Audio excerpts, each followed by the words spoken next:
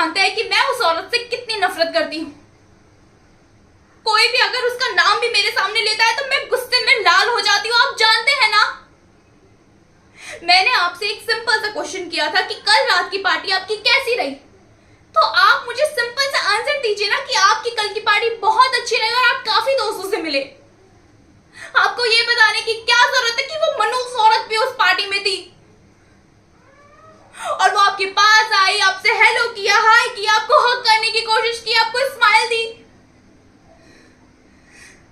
और वैसे भी आपकी जानकारी के लिए मैं आपको बता दूं कि मुझे ये सब जानकर कोई खास खुशी नहीं हो रही है, बल्कि दुख हो रहा है, गुस्सा आ रहा है आप पे कि उसने आपको हाय हेलो किया तो आपको इग्नोर करके चले जाना चाहिए था वहां से, लेकिन नहीं, आप रुके थे ना वहां पर, आपने सब कुछ एक्सेप्ट किया ना उसका।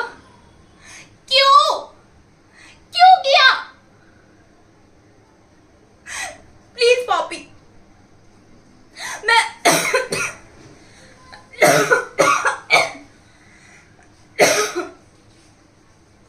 कोई जरूरत नहीं है, मैं अपना ध्यान खुद रख लूंगी।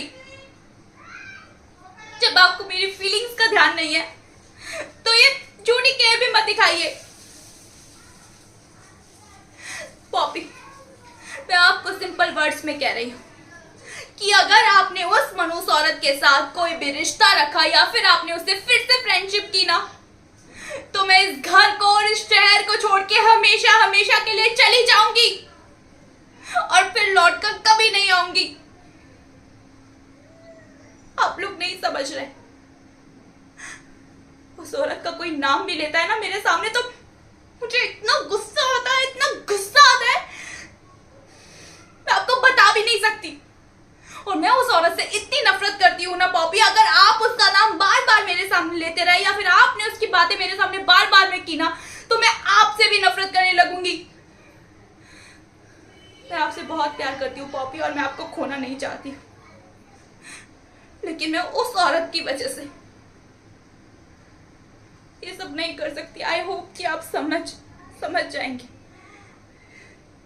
और प्लीज आगे से मुझे उस औरत की कोई भी बात मत बताना, चाहे आप उससे जानबूझ के टकराए या फिर गलती से।